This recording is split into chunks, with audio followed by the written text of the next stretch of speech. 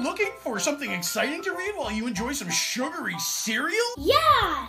Then grab a copy of Mighty Mascots from Alterna Comics! Born from the ashes of a disastrous 3D printing accident, 8 living advertisements have banded together to right the wrongs of this world, led by a former child star. These unlikely heroes are freaks to some, but you will know them as the Mighty Mascots. The miniseries is 3 issues full color and printed on glorious newsprint. This is the fun superhero series that you didn't know you needed. Created and written by Keith Gleason, featuring artwork by Ian Morianto and colors by Anton Bondi. Ahoy, I can't wait for more! Mighty Mascots is part of your complete breakfast and comic book reading experience. Only from Alterna Comics.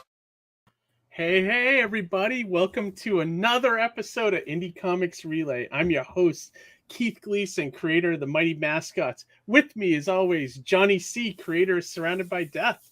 What's up, dude? What's going on, man? We missed you in the last episode. I know. You were here in spirit, though. Yeah, and I still have yet to watch it. I've been so busy, actually. It was turned out to be a good one. We had the multiple guests, but it worked out pretty good. Everyone was kind of talking amongst themselves, and it was just a good vibe going. And then I saw you this past weekend for a little bit at Wicked Comic Con, and we had talked, or actually, was it the week before we had talked about getting Joe on because Joe's doing his new Kickstarter, and was it there? Yeah, no. Well, no, it was at Retro that we Retro. That's what it was. Yeah, Retro Comic Con, and then we we need to get Joe on the show, so. Here we are with another special episode. Yeah, because we do these bonus ones whenever we have like a special guest, or if we really want to help somebody out with their campaign, try to get the word out. One thing I wanted to let everybody know that's watching too, it's like, so we're going to be live again next week, and then the week after that as well, because next week would be our normal week of broadcast. But then I decided that we should probably do the following week too, because then my vacation is the week after that. So I didn't want to go 2 weeks in a row without a show. So it was like, I either do one next to another one, or, we have this big gap. So I'd rather not have the big gap, Yeah, no, I think that works out great. Yeah, and I don't know what our guests are, but like every time we'll figure it out as the week ahead of time, Yeah, for sure. Before we bring the guest in, though, we always got to check out everything here. So real quick, the campaign for Alterna, the winter campaign is wrapping up now. Wow. Pete's getting the books. 21K. Seriously, it's crazy, right? Wild. So, Pete he posted a video on YouTube today showing the books. I think he got proof copies, but he's going to actually get the physical copies in the next few weeks. And then this campaign will start fulfilling. So you got probably about 3 or 4 weeks before this is closed. So check this out. Obviously you can only get the new books cards here. We got, a cover here from our good friends, the Lundberg, Jesse Lundberg. Yep. He did this cover, and then also like, how cool, we got Kenneth Rocafort doing a cover for Alterna. I mean, that's awesome. And of course, the Mighty Mascots 5 and 6, and then you got the trading cards that you can only get in this campaign. So I love these trading cards. I think it's so cool. I love that they have stats. So I'm hoping Pete one day makes like a game or something. Well, yeah, trading card game or something. Yeah, it'd be great, right? So we got a couple more weeks on this. So if you're sleeping on this one, definitely check that out. One thing I wanted to show you today, Johnny, that's pretty funny. So me and Amy are gonna on Saturday, this coming Saturday at 1 p.m. Eastern. Both of us are gonna be on the Don Chin Parody Press art auction. Oh, cool! And he shared some photos of some of the stuff that's going to be auctioned off. And he took a sketch cover of Mighty Mascots #1, and he made a parody of it. So I pulled the picture, so we could show everybody. So this is Don's art. So instead of Mighty Mascots, it's Mighty Ascots. and they're all wearing mascots. On. How great is that? That's awesome. So he did a pretty good job, you know, Mr. like he's not an Furley artist per Three's se, Company. but like, you know, not bad. What's up? Yeah. So they all look like Mr. Furley from Three's Company. Yeah. He had the ascot, you know? They just need the tweed suit that he had. Yeah, the tweed suit. Yeah, this is phenomenal artwork. Isn't that That's great? really cool of Don to do that. Yeah, I may have to bid on this one just to have it for my collection, you know? Yeah, I'd say so. I really thought that was a lot of fun. So I wanted to point it out on the show. All right, before we bring Joe in here, let's just say a quick hello to everybody. Of course, we got in the chat, we got Amy's Birdhouse, my wife, moderating the chat, helping out. We got Nicholas Gear, past guest, Nicholas Gear joining us. Hey Nick, good to see you. Hey Nick, glad to have you here. Ara, oh man, it's nice seeing you this past weekend. Make sure you back Ara's campaign. Yes, Comic-Con video handbook on Indiegogo. If Ara ever backed your book and you're watching this, you better go and back his campaign right now. Yeah, I agree with you 1,000%. I backed it. I'm waiting for it. You know, too. Can't wait. Who else we got here? Johnny C. We got Wiley Draws. Hey, what's up? Hey, Wiley. Thanks. Angela Bergeron's here. Hey, Angela. In a while. We're surprised we haven't seen you at Wicked. Yeah, I know. Your ears must have been burning because your name came up. Right.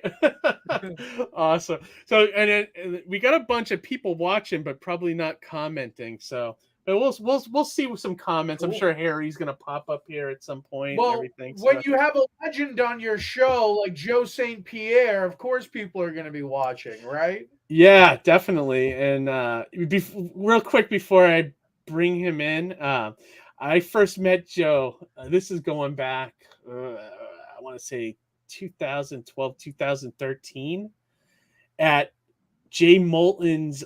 Remember when he had that show at like, it was like in a racetrack. It was like, I wasn't around for that one. Oh, yeah, okay. It was like in New Hampshire. It was like a dog track like that, like he used as a Comic-Con, and it was pretty wild. Like I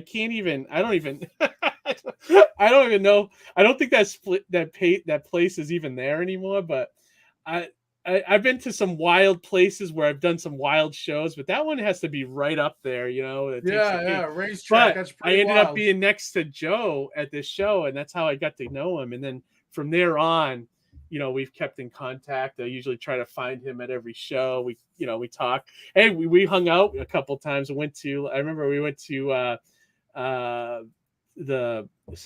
was it? I'm blanking on the name. We went to a museum to see like Rockwell Museum out in Connecticut to see like the Hanna-Barbera exhibit, like, you know, a while ago. So that was fun, you know. So it was always cool to see it. All right, yeah. Before we bring him in, we got a few more comments coming in. Jack Purcell going to be at Plastic City. Awesome, right on. Great, Jack Purcell. Angela said, "Sorry, got free concerts, gifts, and free rooms at." Well, it's plenty of Comic-Cons, right? You know, so. J-Bo, it was great seeing you guys. Yeah, you too, man. Good to see you, J-Bo. All right. Absolutely, all right. Man. It was so great to see you and Ty. Yeah, definitely. Always great to see those guys. All right. Without further ado, let's bring him in. The man, the myth, the legend, Mr. Joe St. Pierre. Look at him. He's cracking up. What is up? You brought back memories. It was like an OTB or something where we first met, right? Right? Do you remember that? Like, it was like horse carcasses just outside the doors. It was gruesome. But it was a good show. I did well. I remember doing well. We did well too. Now, was that the weirdest place you ever did a Comic-Con? I'm trying to think if it was weirder for me. Yeah, pretty much. It's got to be in the top Retro 3. was up there as a weird spot to do a show like last week. What, didn't you ever do the old J.C. Penney show, Joe? Oh, yeah. I did. Yeah. That's a good one. That's a good one. Right? That is a good one. He always put me in the lingerie section or something. I don't know. And then the jewelry. Gary was in the jewelry section because he had all the glass. The glass cases, yeah. I remember that. That was fun. awesome. That was a classic though, you know, classic Gary. I remember like he's always on fire at every show too. I remember like he got mad at us because we had the table in the wrong spot, and then he moved it. It was like literally 3 inches from where we had it. So it was like I don't even know, like, but whatever. He's got to have everything in order, I guess. Well, yeah, it's gonna be perfect. Gary tricked Joe into doing one sketch off. And only one sketch off. Yeah. And that was homie, it. Yeah, homie don't play the sketch offs anymore. Yeah, and that's how I met Joe, actually. Oh, really? Is it from a sketch off? Yeah. Oh, no kidding. Did you not do? You don't do those anymore, Joe? I don't. He only did one. It was mine. I don't have the brain case for it. You know, draw a Deadpool in a diaper. You know, eating a taco. With and you gotta Richard do it in Nixon. less than 5 minutes. Yeah, and you're 30 seconds go, and then you're judged by it. I can't stand that. My ego can't handle it. Like, well, it's a lot to take in for like I did one and it's a wild, you know, and it's trying to wrap your head around the concept of whatever the audience comes up with. I'm not. Yeah. It's like I took an hour of my day out when I could have been selling good drawings. That's great. I have fun with it because I'm just hosting it, right? So yeah, you're the host. Oh yeah, yeah. You're in the catbird anything. seat, man. You're like, look at all this talent getting embarrassed in public. Just soak it all in. I kind of felt like Joe Rogan on Fear Factor. Exactly. That's awesome. Well, I'm drawing bull's testicles. Johnny's like, yeah, he's drawing bull's testicles. It's amazing. Yeah, I've seen some wacky ones, you know. Yeah. But yeah, they're fun though. The audience loves it, so I guess the audience loves it. The So audience that's what counts, loves right? it. Everybody except the participants. Yeah, love right. it. That's true. That's true. I've seen a lot of artists like get like kind of like heartbroken over the process and it's like, ooh, that didn't go well. I'm sure there's some people that probably thrive on it, do very well. There are it's some like people who are some kind of naturals and some twisted- people who are just like, Yeah. She said it's like some kind of twisted Pictionary in hell. Yeah. that's yes, it is. Exactly.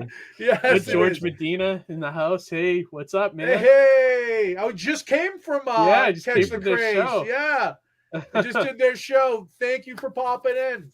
Awesome. So, Joe, one of the things we like to do on this show when we have a first time guest is we love to learn origins of people, like what kind of got you into making comics. Like, was there a comic book you read when you were a kid, or like a TV show or movie that kind of put you on the path to wanting to be part of this crazy industry?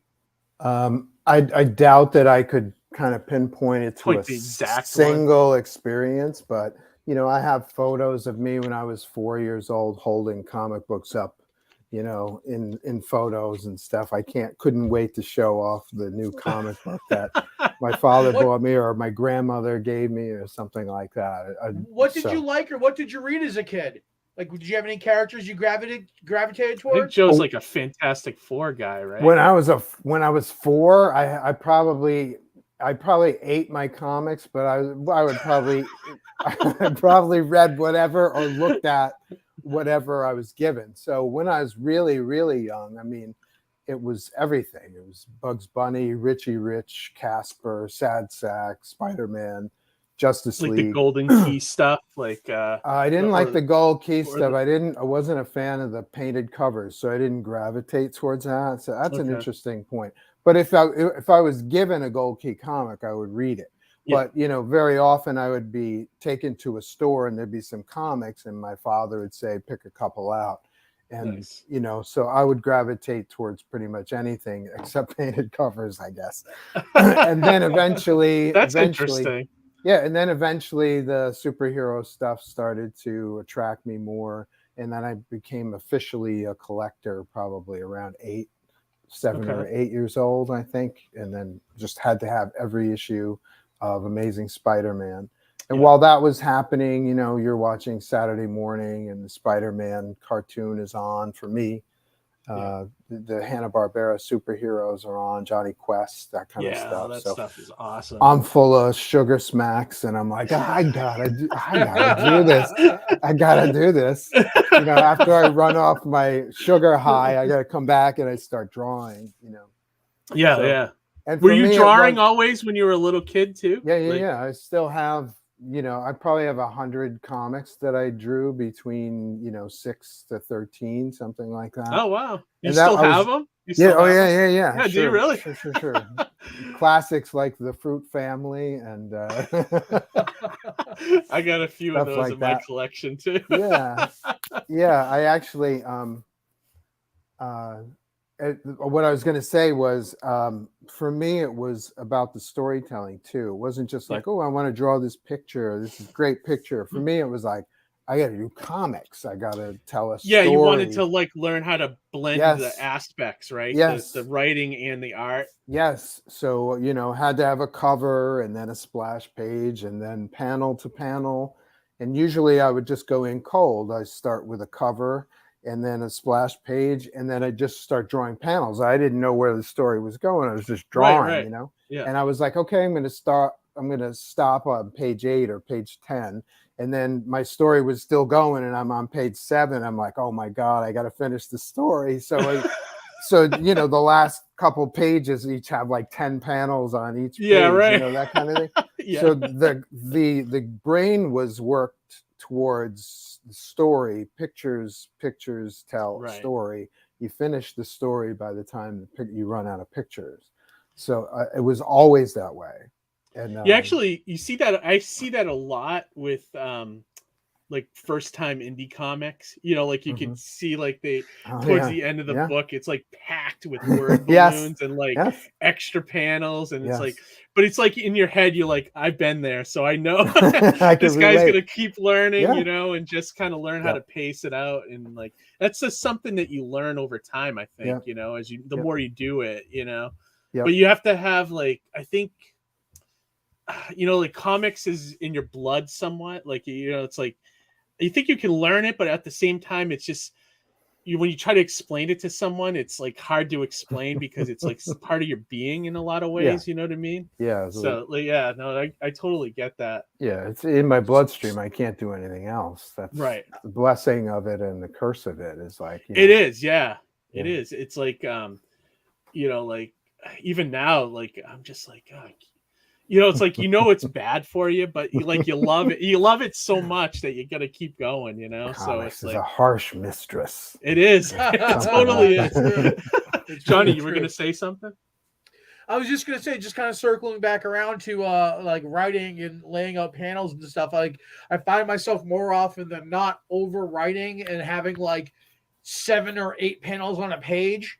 And then realizing that, like, oh, I can trim this back. Oh, I can remove this panel. And I think a lot of that comes from when I start to visualize the story in my head. I think of it like a movie or like moving picture.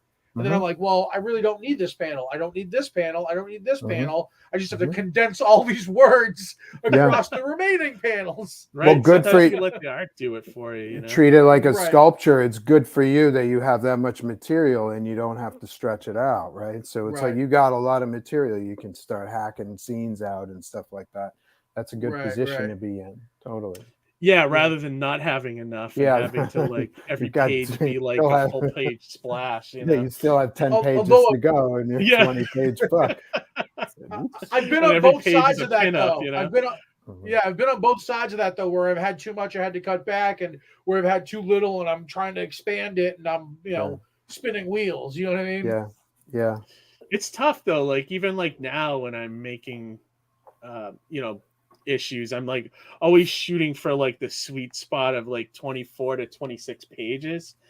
And it's like when you're outlining it or it's in your head, it's like trying to figure out how, you know, how many pages you're going to need. It's impossible. So you kind of like guess at it, you know, like and try to build your outline around that. So far it's been kind of like I'm outlining and thumbnailing my newest issue right now, and it's like I'm curious if I'm going to hit the 24 pages or not, you know? So how do you guys usually work? Do you write script for your artists? I do. Yeah. Do you write full script?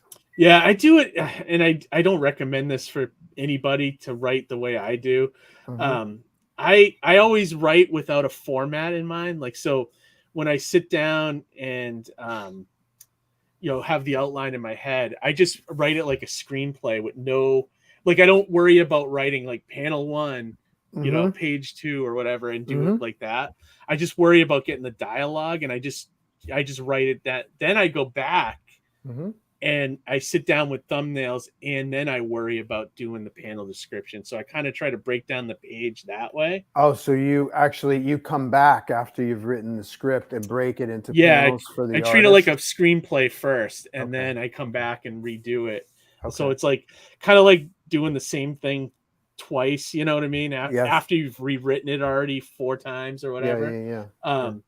But it works for me because I have a hard time as I'm writing dialogue to just stop and do the panel descriptions. Like, I want it to flow, Yeah, keep like, the flow. You got to yeah. create a So flow going and then come back and break it up. Did you ever give just the script to the artist? Because that would be, for me, that would be primo. Just give me the story and I'll break it down and I'll choose the yeah, I angles and have stuff done like that. that. I usually have that conversation with the artist up front. Yeah.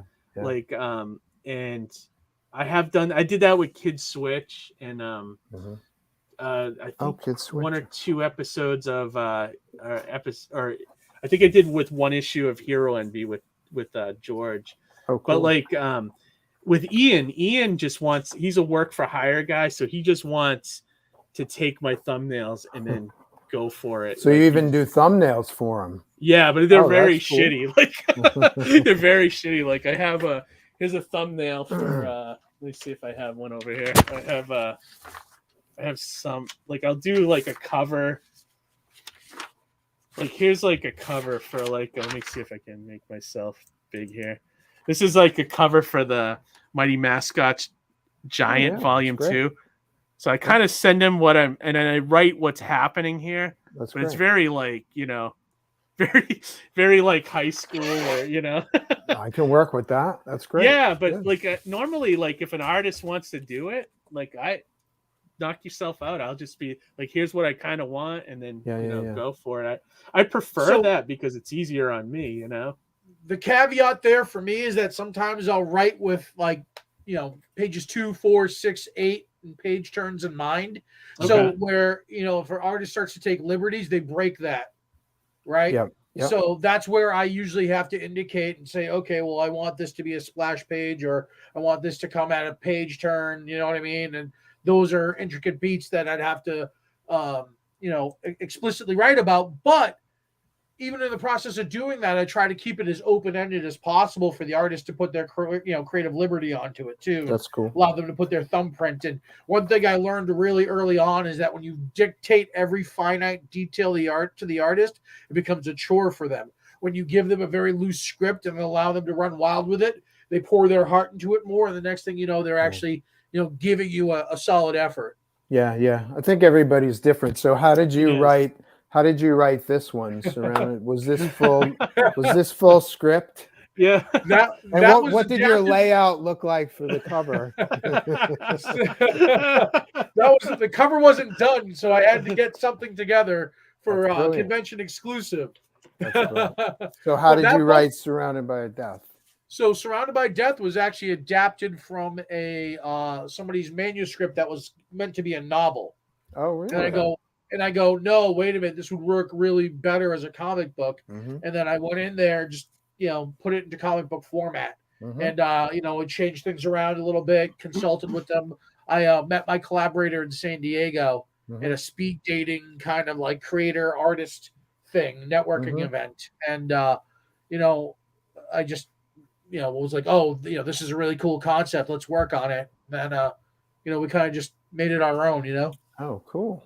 That's Yeah, great. that's awesome. It's an adaptation of text. That's another step further. That was never produced though, so that was Yeah, just kind of right. like a. Oh, so they in a never made the drawer. novel after the fact? But Nope, you nope. still Oh, wow. started with something. I mean, that's how you guys are talking about how I did these books. The The Fabian the- Cousteau expeditions. The writer gave me a script. He's not really familiar with comics, Okay. how to write for comics. So I just told him, just write the story, give me a complete story, tell me what happens in each scene, and I'll just break it down. I'll take care of all the which angle this should be, and invariably I find that you have more control, right? Well, I like that kind of control, and I can also bring stuff to it. Like if I can make room for character gags and poses and shots that reveal character. It kind of enhances the story. That's how I kind of like to work. But do you ever see Alan Moore's scripts for The Watchmen? Yes. It's like 3 pages describing the first panel on a page. That's insane to me. Like, I couldn't work. It's Alan Moore, right? So I couldn't work that way. But if Alan Moore said, "Joe, I gotta work with you. Here's my script," I'd be like, "Yeah, you're right there, going. I'm there, buddy. Let's roll. Let's do You're this." sitting there reading a book just for panel 1. Oh, speaking of Alan Moore, can I do a sidetrack? Did you guys see the show, the movie? It's called The Show. Is the title of the movie? Have you seen that? No. What is that? It's a movie that was written by Alan Moore. Oh, really? And is it actually quite good? I it? rented it at the library. It's I think it's about a year old. It's a The Show. Is there anybody in it? Or anybody actors? Yes, somebody's in it, but I've seen him in stuff. He used to be Keith. You and I used to talk about this show. It was a show called The Musketeers. It was based on the Three Musketeers. I friggin' love that show. The guy who played Athos is the main character. He's a detective. And it's kind of like a noirish. It's kind of like a noirish detective story. A guy is hired by a client to find a family heirloom of some kind, a piece of jewelry, and it kind of unravels into this magical, it becomes really quite good. It reminded me of a John Constantine story. Oh, really? Yeah. I just wrote it down on my phone because I want to check it out. Yeah. That sounds something I'd love. Like, all the characters, it's like a study in how to do good characters. All the characters immediately defined, like right on the spot. Wow! Can't wait to see these guys check again. That out. Really quite good. I love a good noir too. Like, and they always start that way too, where it's like a smaller mystery that like explodes into something bigger. Yeah. And I love that. This like exploded into, like I said, Constantine, like into mysticism and stuff. Okay, like all right, cool. I'm in. I'm gonna check that out. Cool. I put it on my phone so I remember that later. So he writes good movies too, folks. So. And he hates movies too. Does he? Really? Yeah, he hates it. Like, he hates the adaptions of his stuff. He doesn't even watch it, from what I've heard or read. Yeah, didn't he give back his Watchmen money or something like that? Yeah, like I think Zack Snyder wanted him to watch it, said it was faithful. He's like, I'm not checking that out. Joe, did you get back any of your Spider-Man money after Spider-Man 3? Yeah. I wish I had Spider-Man money. Right. Well, I mean, hey, you did a lot with Venom. I mean, like, so let's go back to, like, we were talking about the origins. How did you kind of break into, like, just like did you go to school for art? I did, yeah. Okay. I went to Pratt Institute for 2 years, and I went to the School of Visual Arts for 2 years. I transferred because at the time, this is, almost 40 years ago, comics were kind of frowned upon at Pratt. It was very fine artsy, and I appreciated that. And I learned a lot, learned how to paint. I love to paint when I have time. I don't really have time, but, learned how to paint and learned a lot at the school. But I was on a sacred mission since I was like 6 years old to draw Spider-Man. And I'm like, okay, this painting stuff isn't going to solve my problem. I need to learn comics. So I had heard that the School of Visual Arts had comic classes, and Will Eisner was teaching there. And you guys know who Will Eisner is, right? Yeah. Well, did you ever have him as a teacher? Yeah. He was my teacher. Wow, really? Yeah. Oh, I didn't know that. You never told me that. I never told you that? Yeah. No, I don't think you ever did. Well, we never really, I don't, we talked about some of your stuff from your past, but I don't think I ever knew that. That's awesome. Yeah. How was he as a teacher? Like, that's going to be Amazing. He was actually quite great. He was inspirational. He'd give a lecture at each class. Okay. And the lectures were invariably inspirational. You'd walk out of there like, I gotta do God, this. those pages of the gotta do spirit this. where like The you know spirit. like the yeah. title, the way he works that stuff. Oh my god. Yeah, he's the Jimi. is I so call him the good. Jimi Hendrix of comics because he Yeah, does yeah, stuff you're and right. uses. They always said that about Jimi Hendrix. How did he get that sound? Nobody knows how to replicate some of the Right. sounds that Hendrix got on his records, right?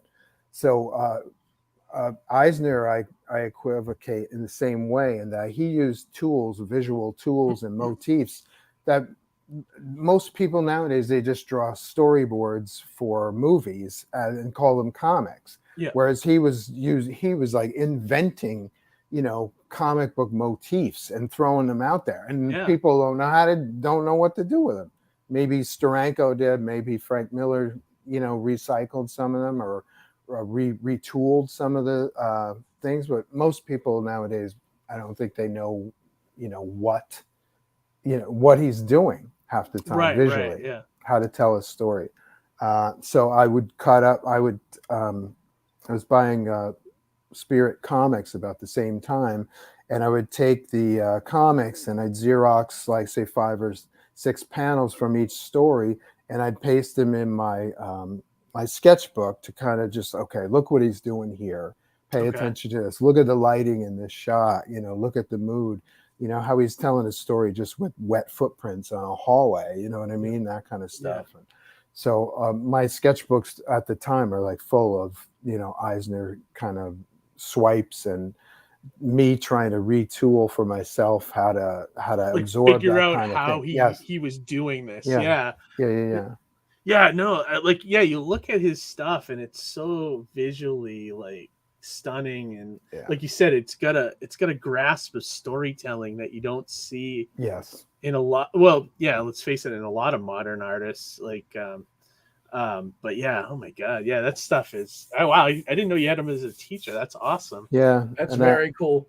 Did he ever pull you aside and like kind of like kind of take you under his wing? Or no, it wasn't like that. No.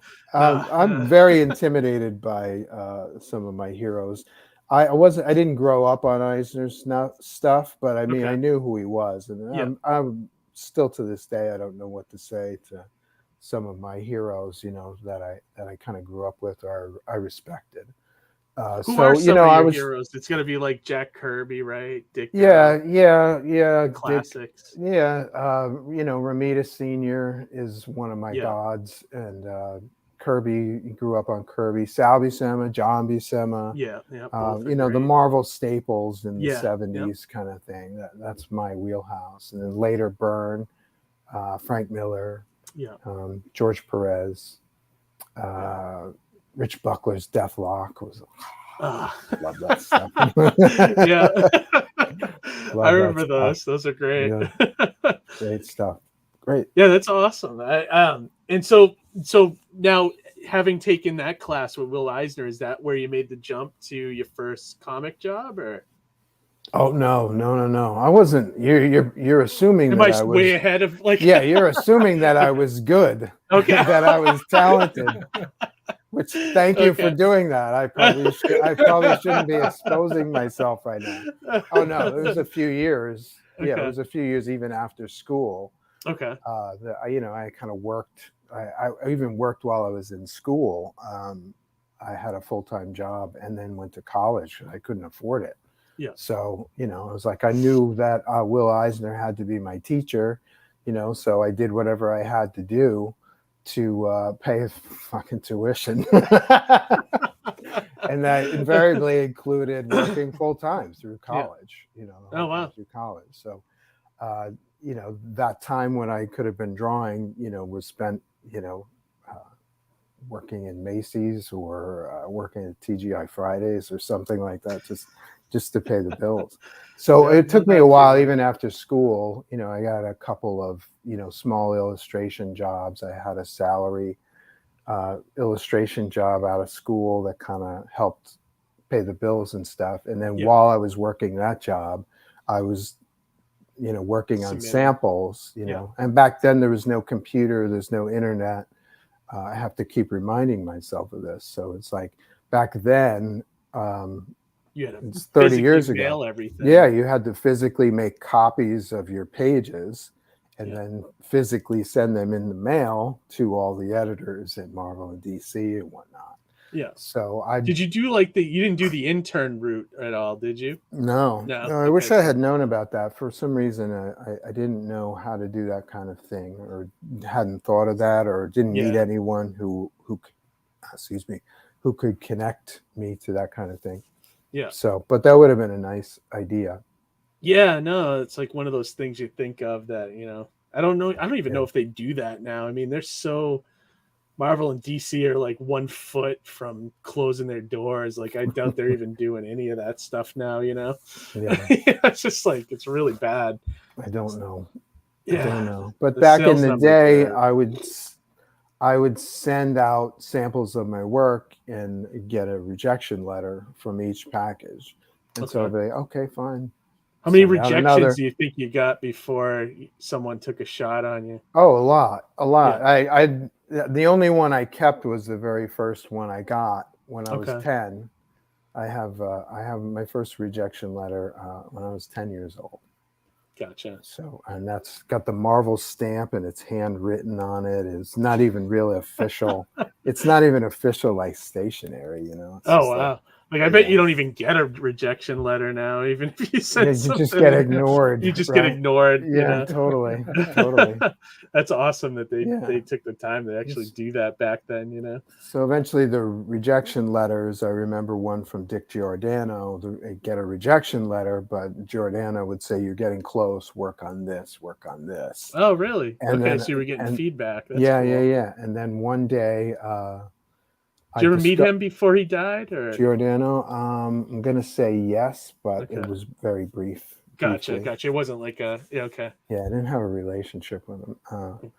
And then one day I discovered Valiant Comics on the shelf.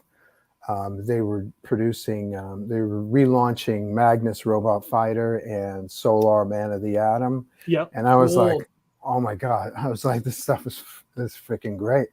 Yeah. And so I just, for the hell of it, in one of my carpet bomb mailings, I sent out some of my samples on a Monday, and Don Perlin from Valiant called me on Wednesday. I didn't even know the mail worked that fast. So Don called me and said, we want you to work.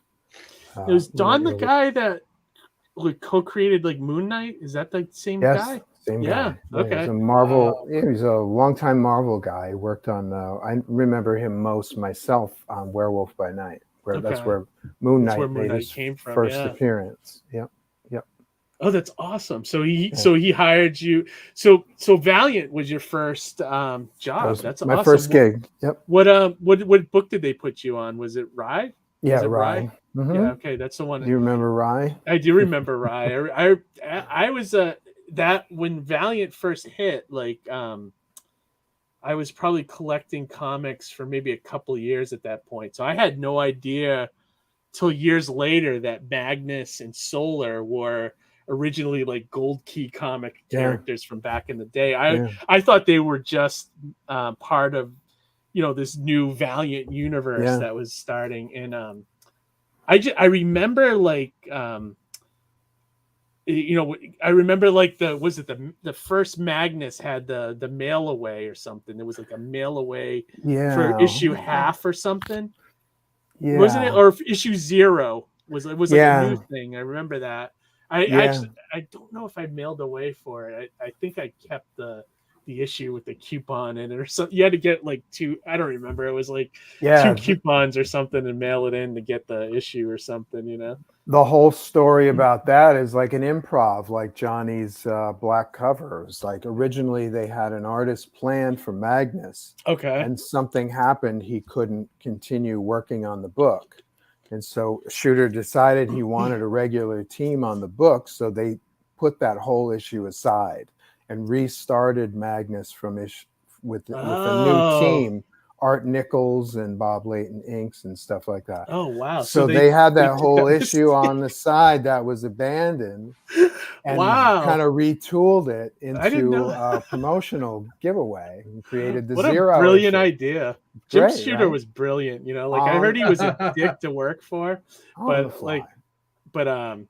brilliant dude. Like just marketing, and because I remember that like Valiant was huge when I first started.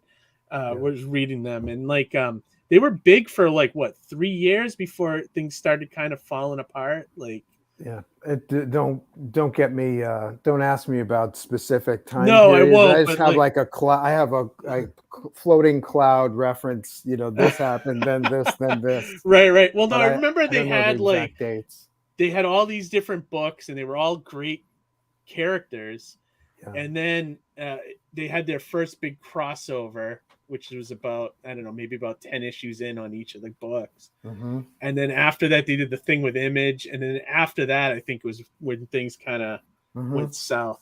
But so you were on Rye. Did you create any of the characters for Valiant, like while you were there? Yeah. There were a couple of supporting cast members in Rye. Okay. One character's name was Kazuyo Nakadai, I think. She was the scenario of Rai was he was the guardian of Japan, but there were two warring factions of Japan. So Rai was this kind of guardian character caught in the middle of these fighting things, and Makiko was one of the rebels, if I remember right.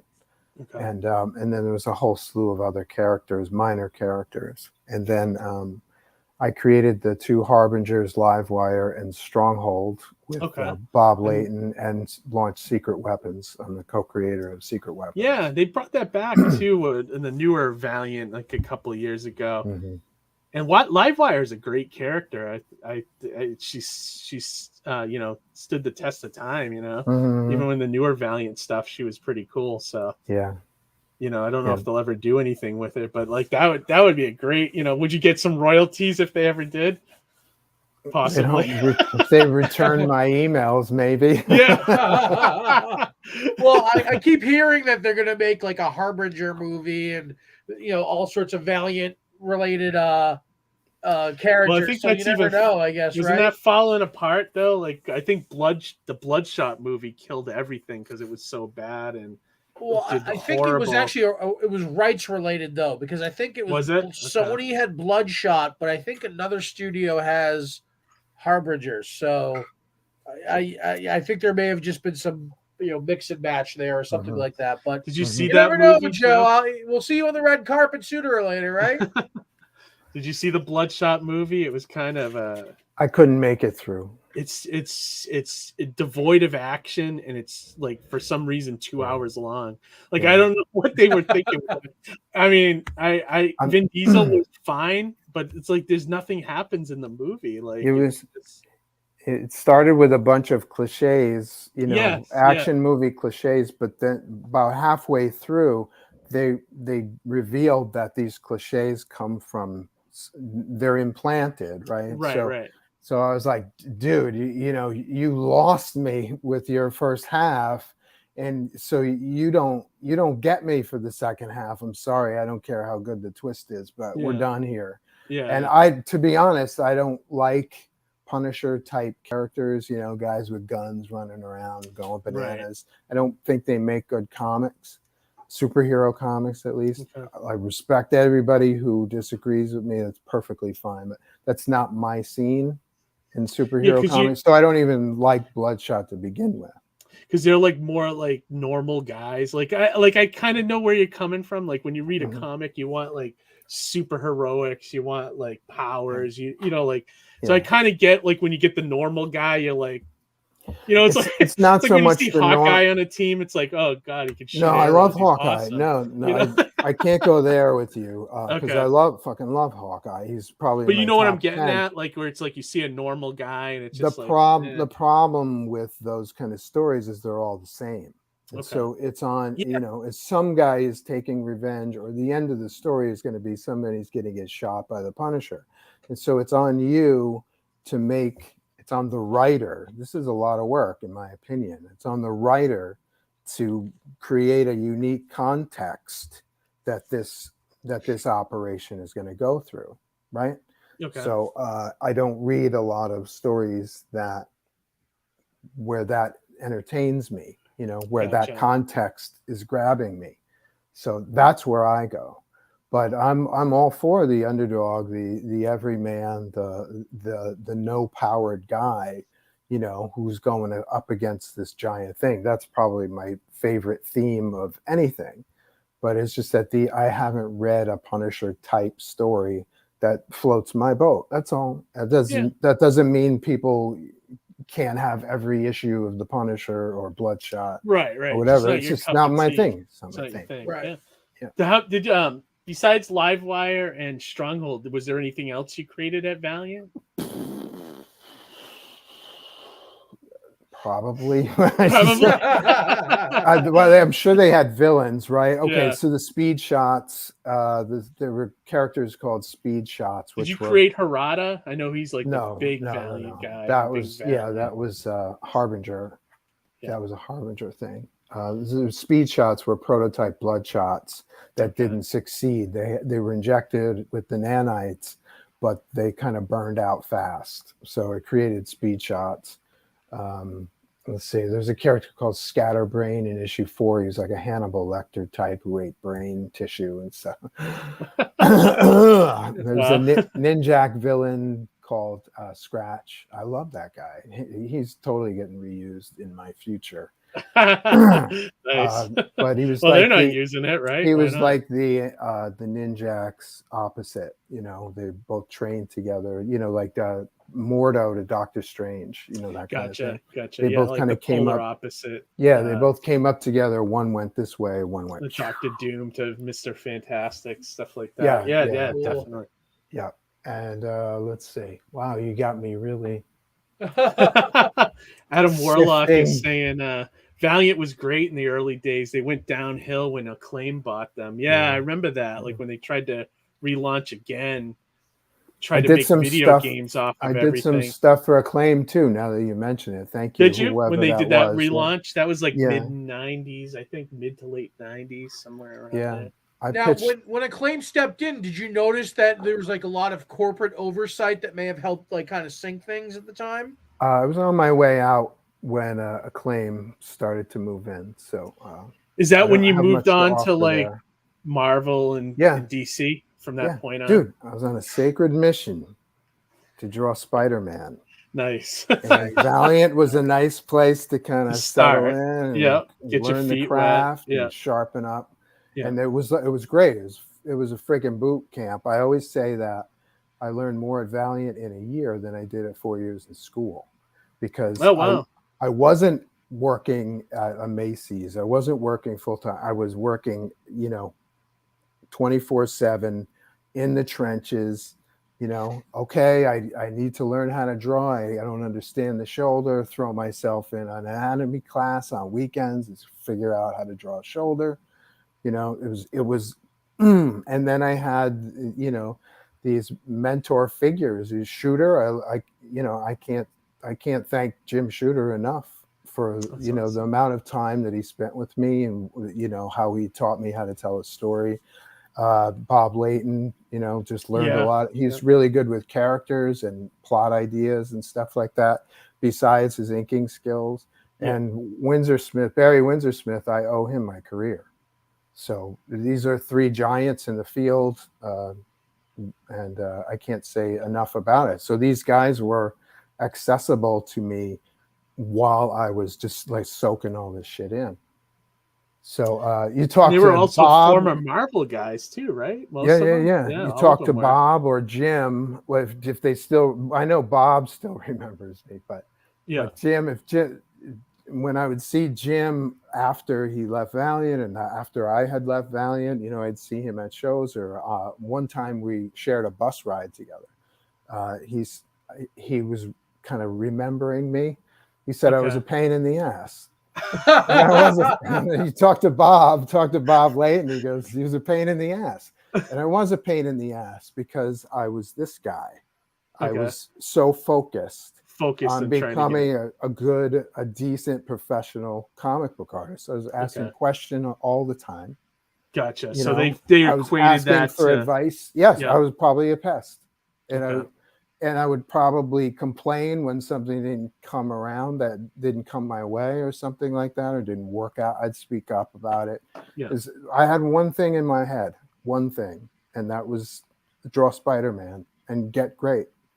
You know, so I love your quest to get to Spider-Man. yeah. I mean, that's probably my favorite thing about your story. Yeah, that's very endearing, man. That's so awesome. Everything else was a bump in the road. So Yeah. something got in my way. I'm like, see you later.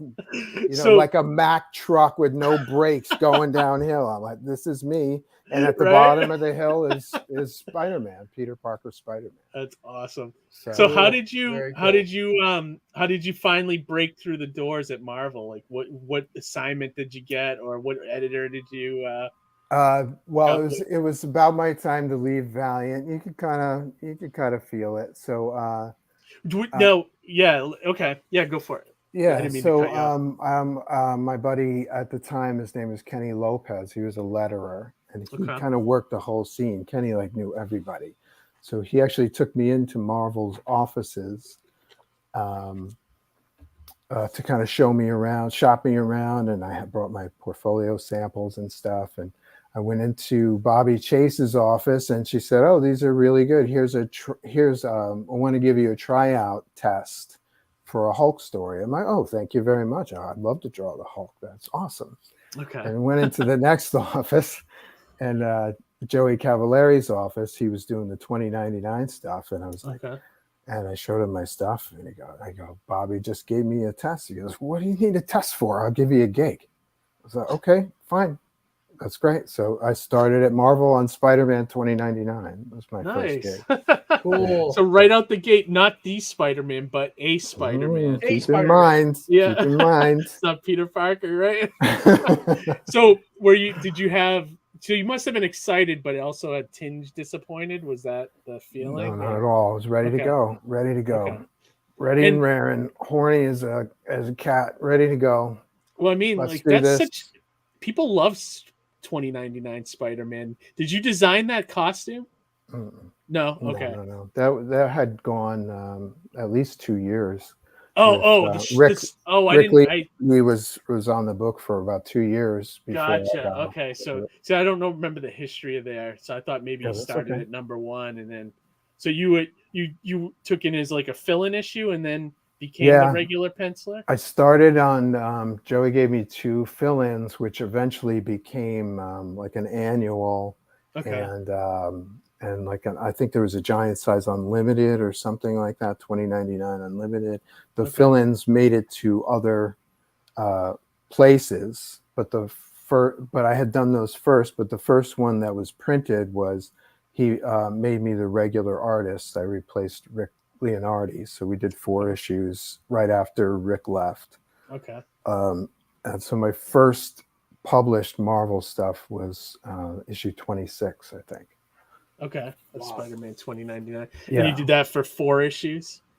Yeah, 4 issues and the 2 fill-ins. 2 Yeah. fill-ins. Yeah. And then so did Joey end up throwing you more work after that? Is that how you kind of got more into Marvel? Yeah, I don't remember the exact scenario, sequence. but Yeah. I do remember meeting Glenn Greenberg, who was the assistant. He was the assistant editor in the Spider-Man offices. And I met him. I was moving out of my apartment in Brooklyn, and he came in to look at it. Oh, wow. So I don't know how it came up that I don't remember the exact details there, but he said, "Yeah, come up to Marvel. Yeah, come up to my office, and we'll see what we can do for you." So it just kind of worked organically that here's Spider-Man 2099. I can draw a Spider-Man story. You know what I mean? Yeah. So it kind of worked that way, and so I did Did he hold you hostage for the apartment? Was he like, like That was a nice place too. I actually wish I had stayed there. It was right across from Prospect Park. It was a nice apartment. Nice. So I actually always, one of my other dreams was to live in Manhattan proper. So I was making decent money on the royalties at Valiant and stuff. So I moved into Manhattan. That was a goal of mine, like a bucket list item. Right. I was always living in the boroughs, in Queens or Brooklyn or whatever. Yeah. It's like, I want to live in Manhattan. So got a place on 57th Street, and everything I needed was like 2 or 3 blocks away. That's awesome. Cool. That's Love great. that stuff. So yeah, that was a And good time. so what was the next was the next book Venom? Is that where you went? Yeah, well, it kind of went back and forth.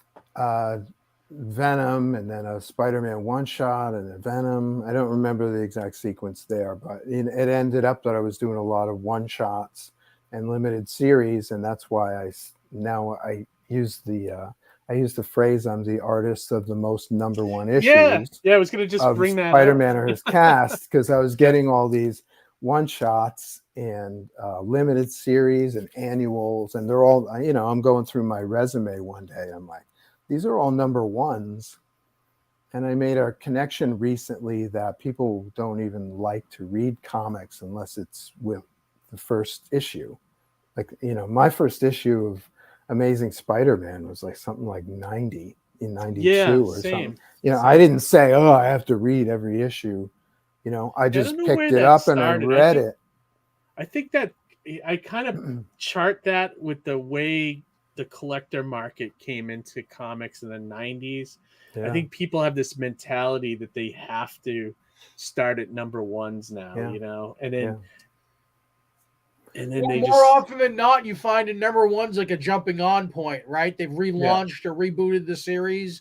Right. So, here's a new #1. So you have the people who go out and run out to collect it.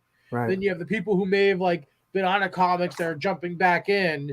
So there's the kind of like a variety of different like people who kind of gravitate to that #1. Yeah. And particularly in indie comics, like it's good luck trying to sell an issue 2 before, if you don't have the issue 1 ready to go. I can testify to that. I can testify from personal experience. But I know what Joe's saying, because even when I was a kid, I would just jump in and grab something if I was unfamiliar with the character.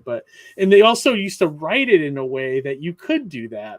That's where I was going to go. Was the style of the storytelling has changed. It's changed. You don't even get a story until you've read 5 or 6 issues. Right. We also have to remember, sorry, Joe, I didn't mean to interrupt you. We also have to remember, like during that era, Spider-Man was like at like the 500 and something numeration. So if you're like, I'm going to try to start this from the beginning, and it was impossible. Spider-Man 1's like 10 grand. You're like, how am I going to make this happen? That's a valid point. That's absolutely valid. It's like, okay, when I was younger, there were only say 90 or 100 issues that I had to collect, and they were fair, they were still out of my reach. I was a kid, so even if Amazing, back then you didn't know there was nowhere to go to get back issues either, That's true too.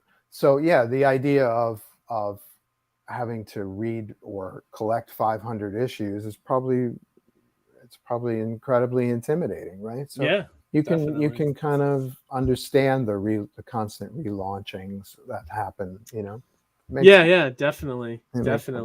So it's kind of like the way things headed, That's why I think graphic novels are bigger, because people can get that entire storyline now, versus collecting monthly, Go ahead, Johnny. So I was just gonna say though, because you kind of touched upon indie comics. What led you to being your own creator and launching your own title? Well, did it just seem like something like naturally you should? Did you want to do that, or did you have something inside, like a story that you really wanted to tell? Or, I mean, it kind of comes back to my origin, right? When I'm 5 and 6 years old, I'm not drawing Spider-Man, my own version. I'm not drawing what I would call fan fiction. A lot of people, they love the characters so much that they're writing their own Star Trek stories or their own X-Files stories or their own Spider-Man stories. I never did that. I don't know why. I was like, I want to draw Spider-Man for Marvel, but for me, I want to do my own characters. So Yeah, that like- was the other thing that's like extremely parallel. It's like the inspiration to get into comics happened at the same time as I want to do my own characters. So this whole time that I'm on this mission to check off Spider-Man off my list, these ideas are flowing through me, and other stuff is developing.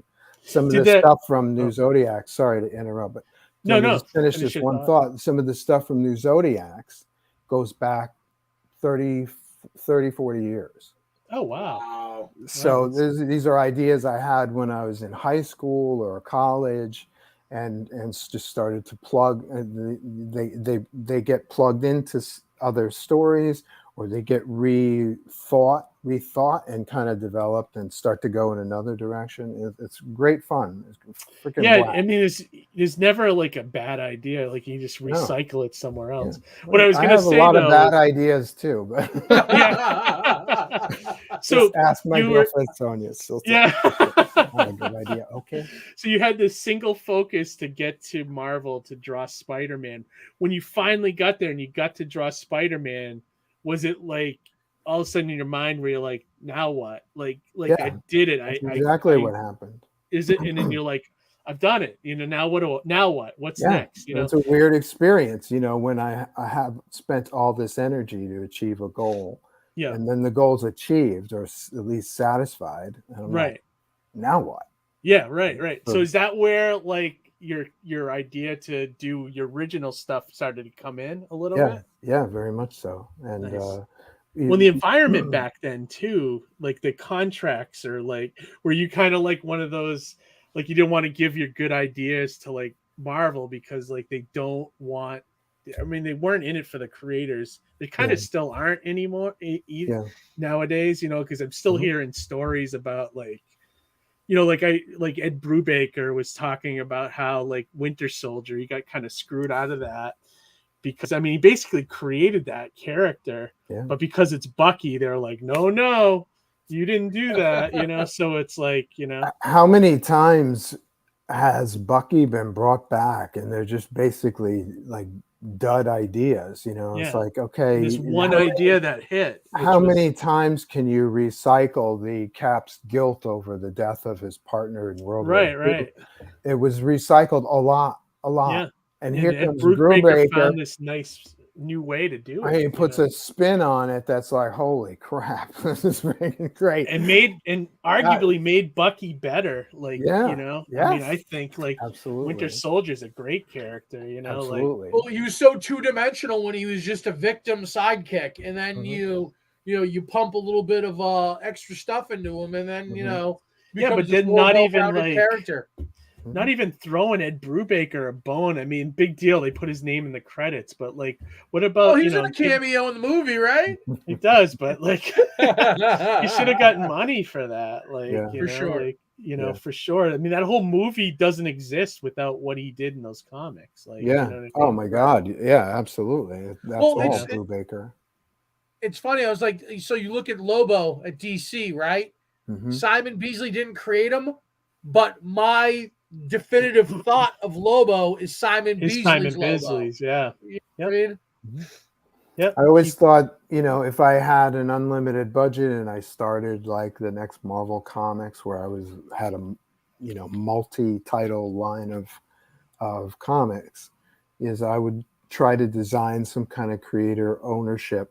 This is probably antithetical to capitalism, but it would be Simon Bisley would get a piece of ownership of the property. The two creators, I forget, Alan Grant, who created, and Keith Giffen, who created Lobo. Do you remember? Lobo appeared Legion of Superheroes, or no? So was it? If it wasn't Bisley, it was like no. It was what the heck was that book? Was it the Fur? No. He appeared in something weird. Like let's use an example that's more respectful because I'm more familiar. Say Wolverine, right? Wolverine was created, let's say, by Len Wein and John Romita Sr. Romita Sr. Designed the costume. Yeah. Fred Trimpe does the first issue with the Wolverine appearance. And so in my eyes, let's say the comics are story and art. So the writer and the artist gets creator credit. Other people disagree with this idea, but for me, comics are story and art, and they're inseparable. Yeah. So the writer and the artist gets a piece. The creator or the artist on the first appearance gets a piece, and then people like Claremont and Byrne, who put Wolverine on the map. I mean, he was just a villain of the month in the Hulk. You know, when he was doing, you know, I was buying these at the time. You know, Hulk was doing a kind of cross country tour, and he'd land in different sites, and he'd fight Tiger Shark at Niagara Falls, and he'd fight the Beast somewhere. And Right. then he went to Canada, and he needed a Canadian villain, right? So, okay, let's call him Wolverine, go bananas. And then he's gone, right? Ideally, he's gone. But it was Claremont and Byrne that put him, Made him what he is. Yeah. put him on the map. Right. You know what I mean? And so I would say, okay, you get a percentage of ownership. And so there would be this kind of mass profit sharing plan, you know, under one property. I don't know if that makes any sense business wise, though, but I think it's fair.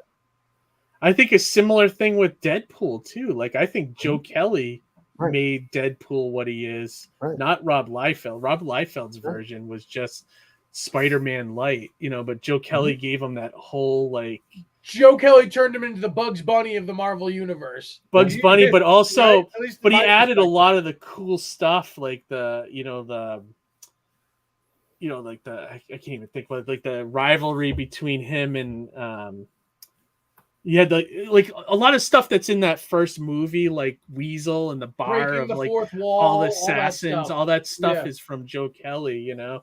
Mm. Yeah, the breaking the fourth wall, all that kind of stuff, you know. Mhm. But yeah, I agree. Like if you, there should be some kind of multi-tiered system that if you kind of take a character and add more to them, and or you know, some of that ends up in the eventual movie, you should get a piece of that, you know. I mean, even if it doesn't, you've contributed to. It's a franchise. You know, it's a franchise team. You know, it's an ongoing property that multiple people participate in. It's like the Yankees or a baseball team or a football team. You know, it's like you have the entity, and then these other creators come in and contribute to the story of this franchise.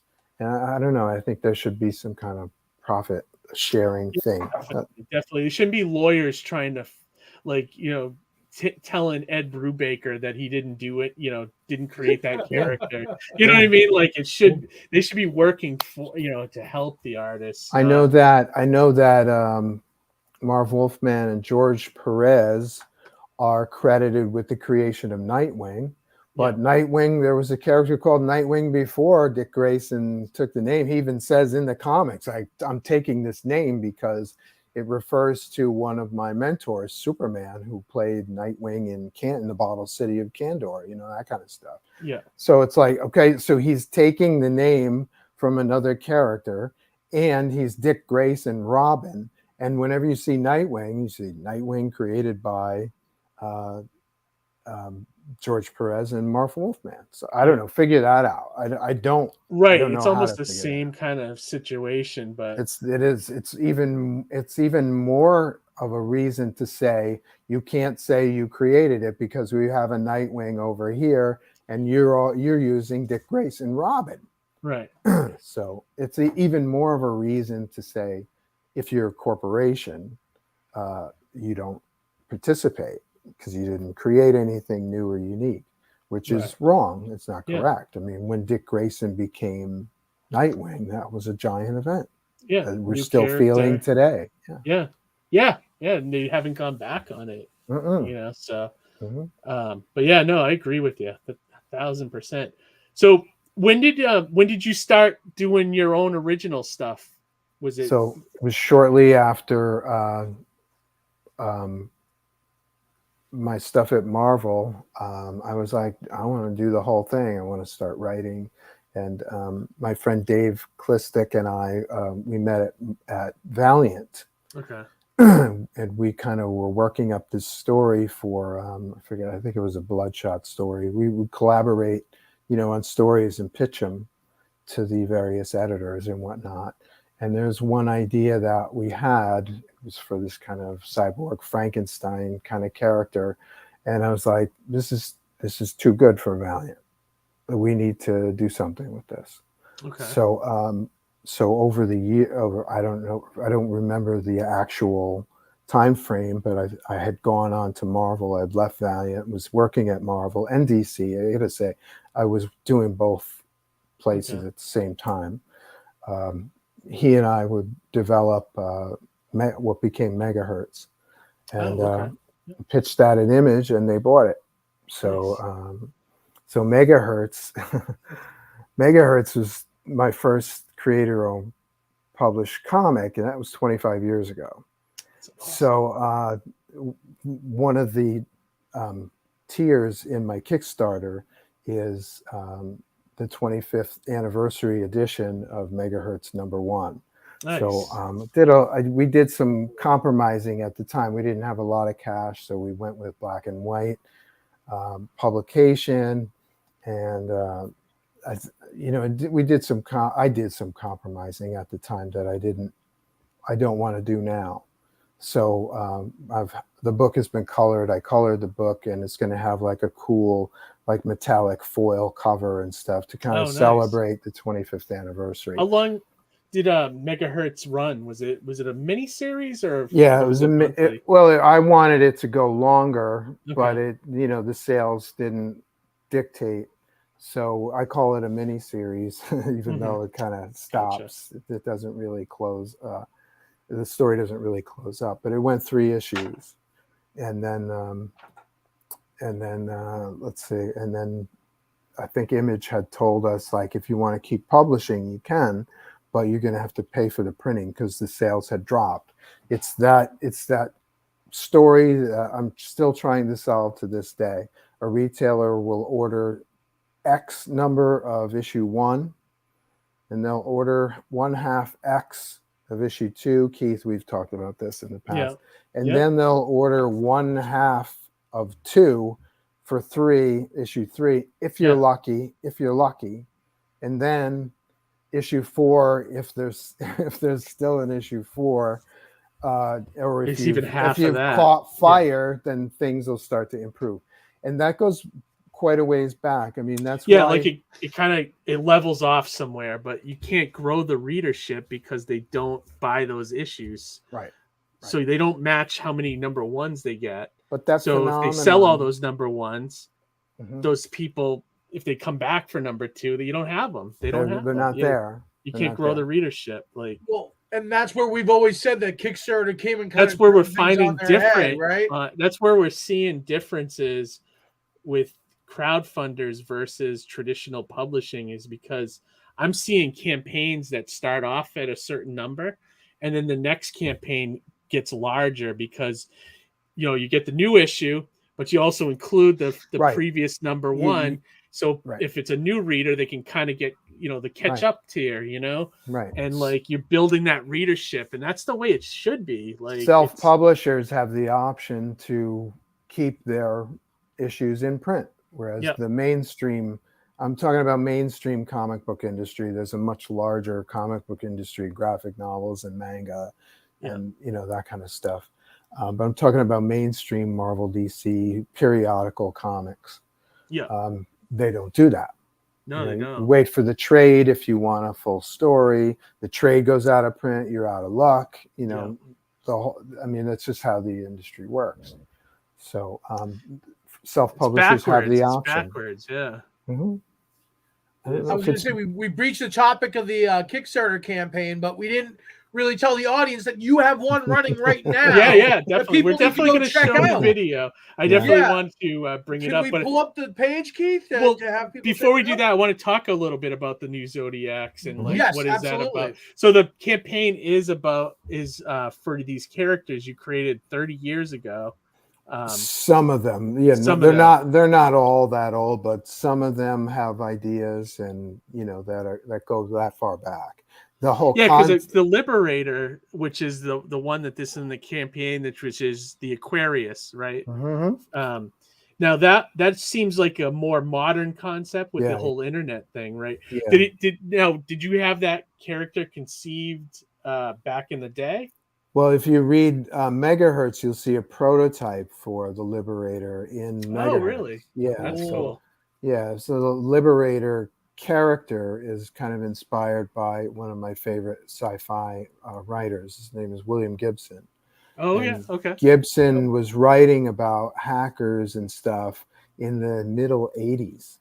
And Really? his stuff was fairly prescient. And he's got concepts in the one book in particular called Neuromancer. Neuromancer. Love that book. Yeah, it's great. It's friggin' great. And not just concepts, but his style of writing and stuff. It's just, for me, it's just fantastic. He's got it all going on. He's like the Elvis Presley of cyberpunk. I was gonna me. say, like, Neuromancer's like the cyberpunk Bible. Like, yeah, you can't talk about cyberpunk without bringing up Neuromancer. Yeah, but I've read other cyberpunk stuff which didn't kind of grab me the way he's a high concept guy, and so I was like, oh, I gotta steal some of this stuff. Frankly, that's what I said. Some of this stuff is way too good for just one book. I mean, and so he just unloaded this whole, I could do 100 issues of my character, the Liberator. So he started around the middle 90s. Yeah. So, Cool. but the concept of the Zodiac, you can go back to, when I was like 10 years old in my sketchbooks, and I'm drawing Zodiac characters, He reminds me a little bit. He's got a little bit of the Captain Marvel thing going on, where it's a kid kind of in like a superhero body. Well, he's really my Spider-Man with Captain America mashed in, and they're my two favorite characters growing up. I think I really like the design of this character too, the suit and everything. Yeah. Is that what inspired that? Oh, geez, good question. Remember? I don't remember the specific, the specific shot of him right impetus. there. Like, I love the star on the forehead and like the thing that goes back. It's just like cool design, two colors. I really like it a lot. Very simple and. Thank you, appreciate it. Yeah, he's a blast, and so he wears this metallic skin. I call it a second skin. It's like liquid metal, like Terminator 2, that kind of thing. Yeah. So he kind of wears it, and it allows him to access the web psychically. He doesn't need a computer or keyboards or anything like that. So I really like it though too. I like how he uses data as like a weapon, and like even like in this image, it's like almost like a brass knuckle. Yeah, exactly. I love that. Exactly. It's kind of like, computer code on a screen. There's not many movies that are very effective either, talking about hacking. It's hard to show visually. Yeah. So I'm kind of retooling that, lines of code shown visually can look like brass knuckles. A database doesn't have to be just a giant bunch of lines of code. It can be a giant orb. Right. It has a little bit of that Green Lantern kind of quality to it. Yeah, there's some of that. Where you can like sum up like images or weapons. It's very comic booky, which I really like. Which is what I'm talking about. Total compliment to you. I can't think of a better compliment, actually. So if I remember correctly, one of the volumes of New Zodiacs I read involved a character by the name of Cricket, which I really enjoyed. And that felt, if I remember correctly, that felt more of like a supernatural angle, right? Yeah. Which that's so cool that you have like different ends of the spectrum and genres coming together under one title. It is pretty cool, right? Yeah, I like that. I like that. It's fucking great. It's a mix of sci-fi and like do you call this like the Zodiac universe or the Zodiac verse? Exactly. That's what it is. It's my Marvel universe. If I had an unlimited budget, there'd be 13 monthly titles, one for each sign of the Zodiac, and probably one team book. I can see a few of the members of the Zodiac kind of coming Being together on a for team. some Yeah, reason. it's a great idea. Like So, I like I like that concept a lot. And Mhm. I don't, you know, you've seen like I've seen like isn't there villains in Marvel called Zodiacs? You've seen other Yeah. characters, but I don't think they've quite tapped into the potential of it like you have, you know, with Yeah, this. the Zodiac that I remember from the comics, they're basically just a gang.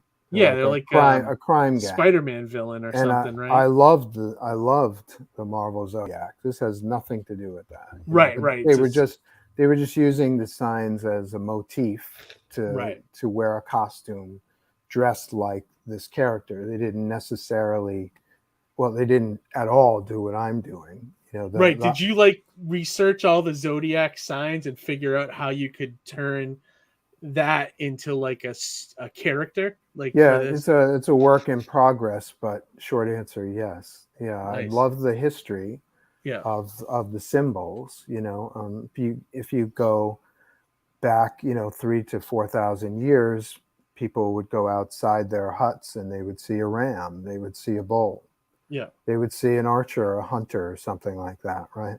Or they'd tell stories about centaurs. And when I go outside my apartment now, I don't see a bull anymore.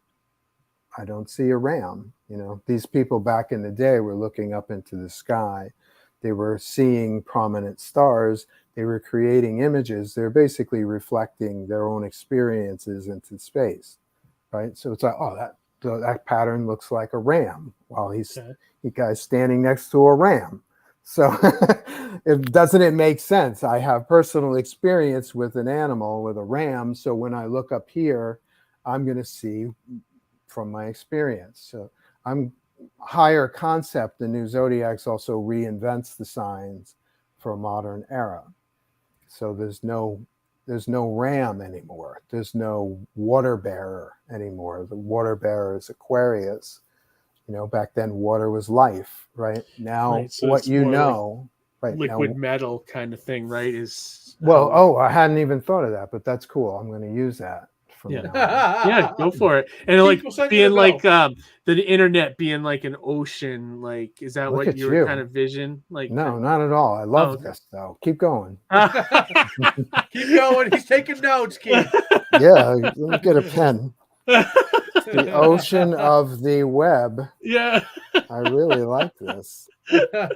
Awesome. Yeah, feel free to use all of that. Okay, keep going. What else you got? I don't know. What did I say? Sell me my own book. Yeah, right. Sell me my book, Keith.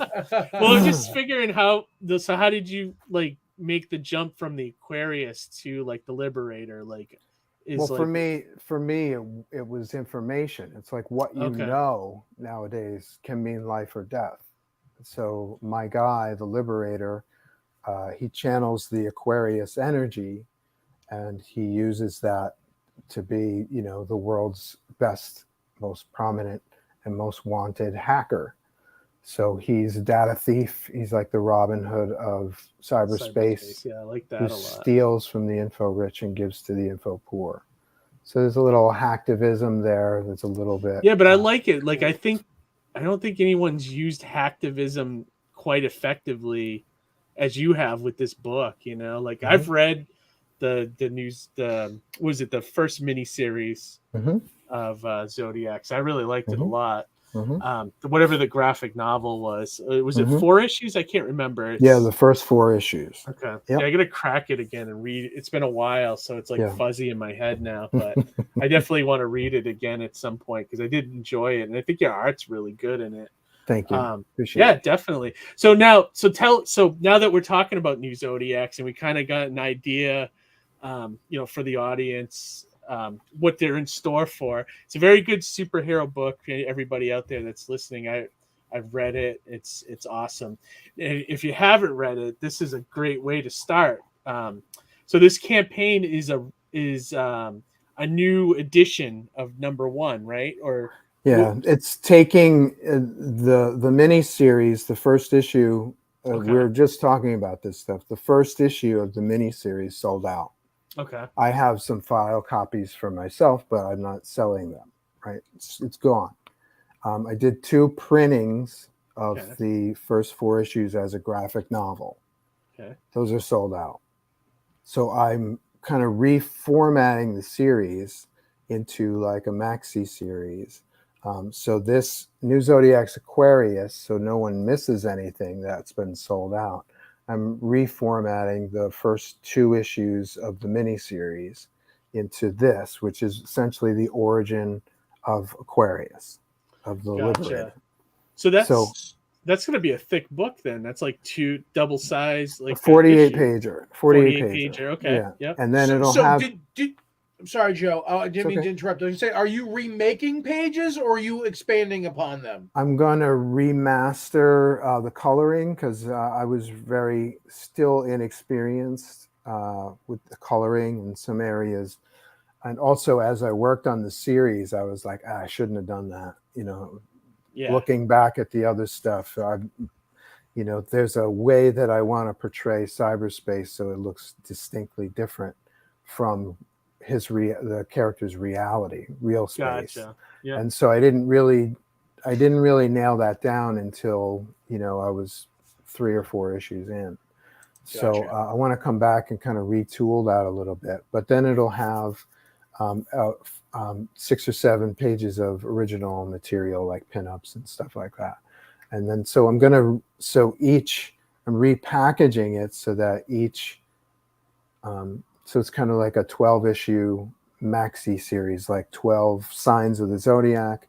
So each series or each issue is going to highlight each sign, a character that represents each sign of the zodiac. Does that make sense? So this is issue 1 of Aquarius. Issue 1 of Pisces is coming in October. That's the cricket character, the horror sci-fi mashup. And so as I go along, I'll add newer and newer material, right? So this is like your Star Wars special edition. Yeah, kind of like. And so is the second issue going to be the other 2 issues of this? The second issue is going to be New Zodiac's Pisces, number 1. It's going to focus on Cricket, who's my Ghostbuster character. Gotcha. She communicates with the dead trapped on Earth. Are you going to do the other 2 issues of the Liberator? Yes. Down the road, is it going to be? No, they'll be included. I'm going to kind of start integrating the universe as I go along.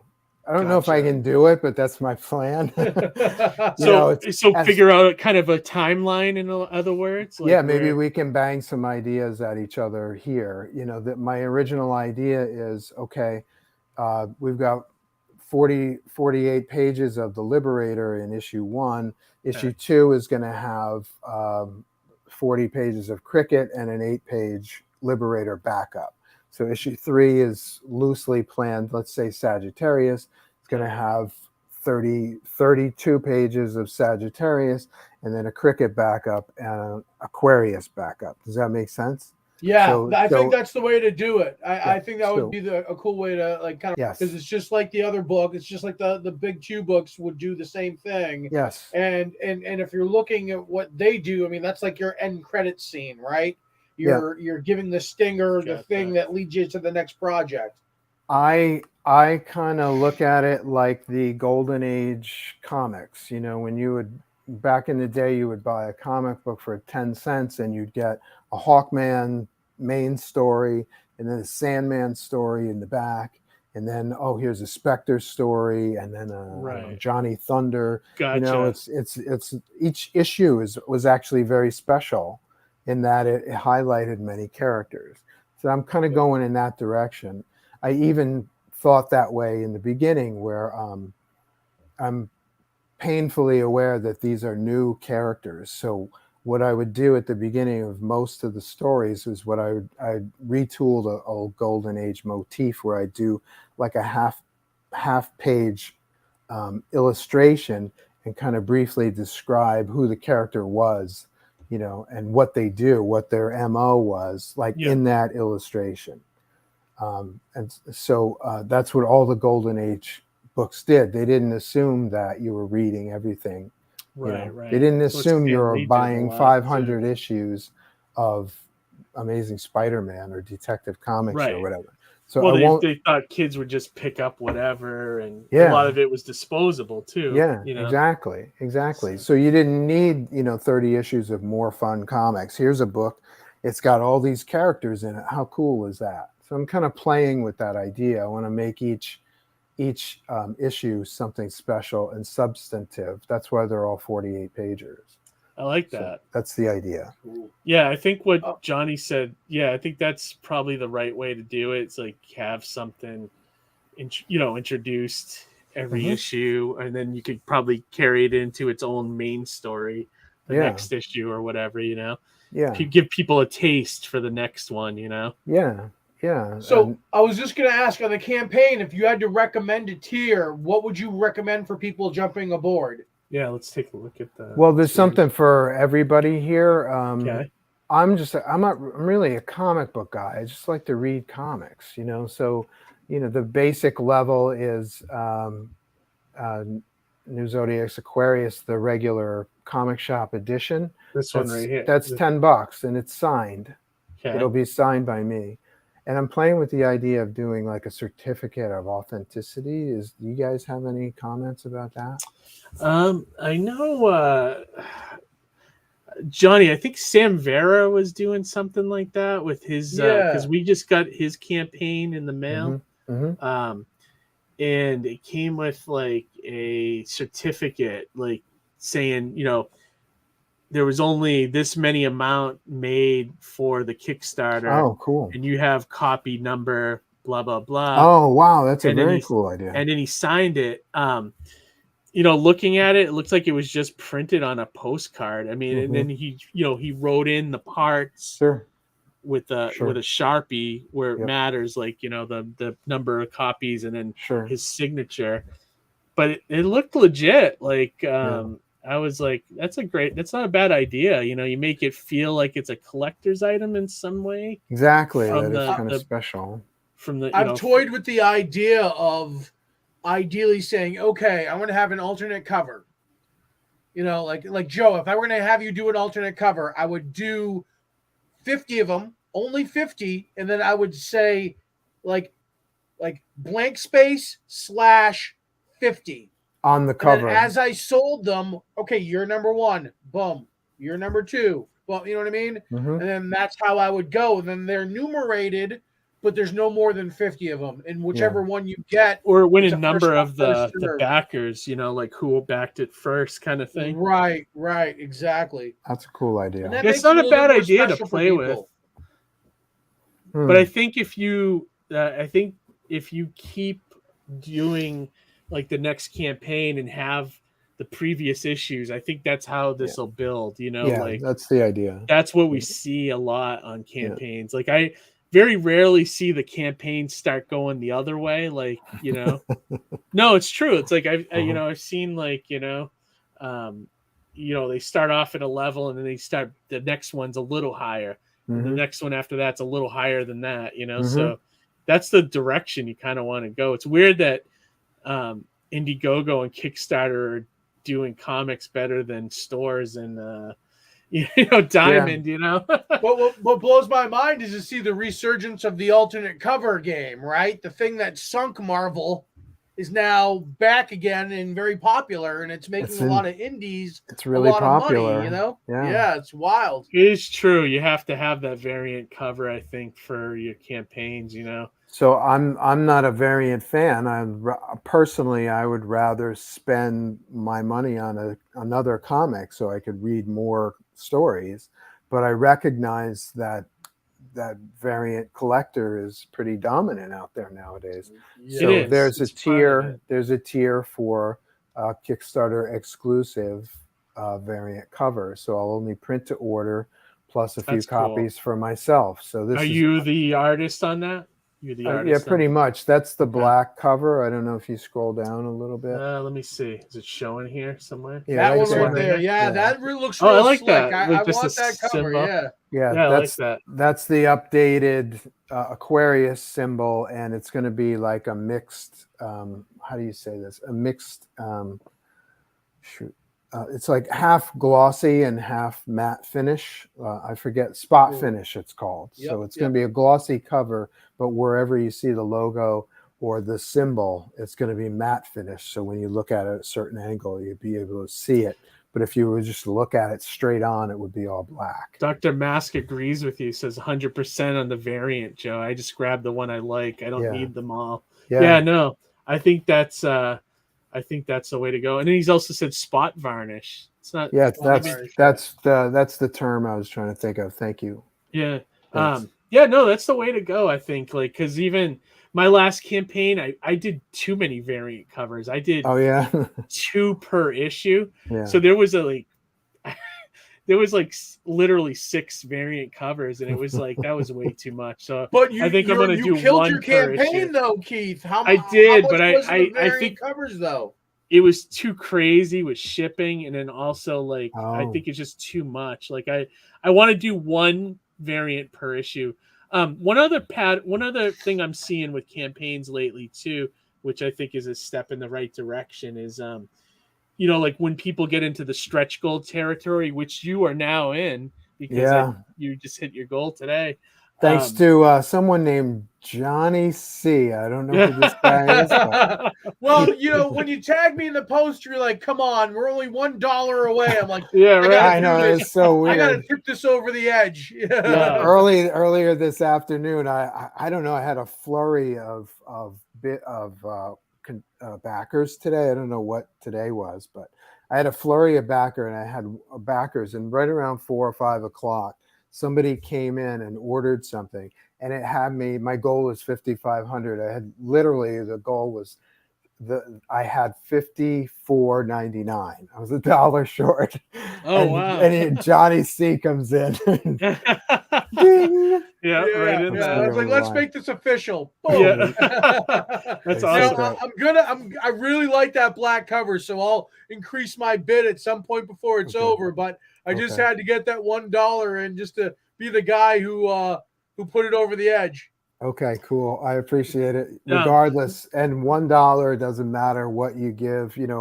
Whatever you feel like contributing, I appreciate every penny. Definitely. And anybody who contributes gets listed in the new Zodiac book. Well, what I was going to say about stretch goals is I'm starting to see because everybody with stretch goals, when they start getting into that territory, it becomes like, well, here comes the bookmark, here comes the stickers, here comes the trading card. Yeah, I'm finding that in some newer campaigns, what creators are doing and I think the fans are liking better is they're just adding to the book.